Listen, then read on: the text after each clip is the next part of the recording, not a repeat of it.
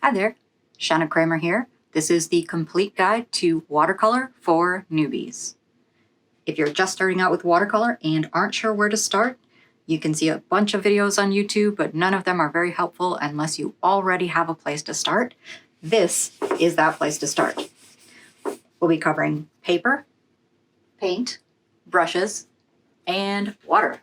Here, I'm covering basics. If you're going to the store today, deciding you're starting watercolor today, these are the very basics that you'll want to have on hand. Work with these until you can't anymore, and then level up. This is the place to start. First thing I want to talk about is paint. There are a lot of different paints out there. You can get very expensive, high-quality artist-grade paint. I do recommend it when you're ready for it. But to start out with, this is a great option. This is Prang. This is very good quality for the price.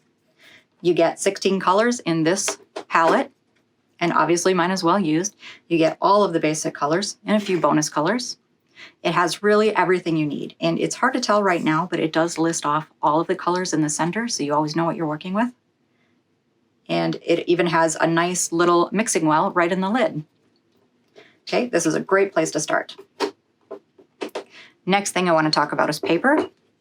This is one area where you don't want to sell yourself short. If you start off with bad paper, you're never going to have success with watercolor.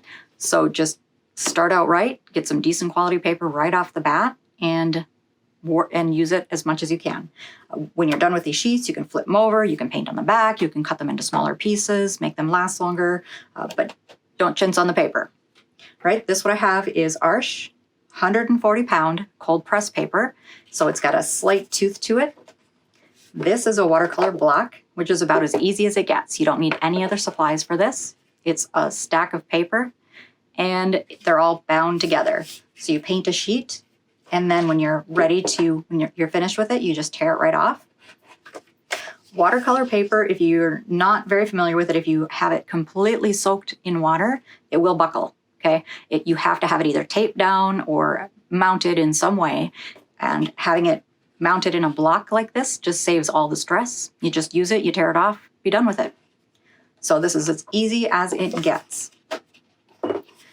The next thing you'll want is brushes. I'd recommend 2 brushes for starting out. You don't need anything more than that. The smaller brush can be the brush that comes with your watercolor set. Simple, easy, and it's going to work just fine for a while. Once this has had it, just get a new one, and that's a good time to upgrade. The second one I would recommend is this Escoda Perla. This is a synthetic brush, and it's a nice big round, so it holds a lot of water, and then it also has a sharp point for some detail work. For the tiny detail work, you can switch over to the tiny brush. For your big backgrounds, you can use a big brush. So that is all you need to get started. Paint, water, some brushes. Aside from that, you'll need some water. I just have some slightly used paint water here. I have 2 jars of water, actually. One for clean water, one for dirty water. So you rinse your brush in one jar, and then you pick up clean water from the other jar to mix in with your paint. Some quick little pro tips on using your palette. You have your pans of watercolor here, and then you have your wells for mixing here.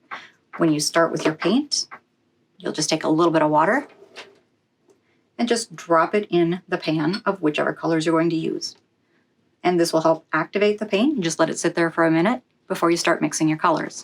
When you're ready to mix your colors, you can just pick up the color out of the pan, bring it over to the well, and that's where you'll be mixing your colors.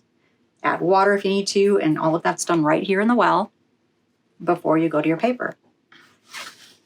Always go from the well to the paper, never from the pan to the paper, okay? You kind of need that little gap in there to even out your paint. So when you're ready, you could just come right on over here and paint on your paper.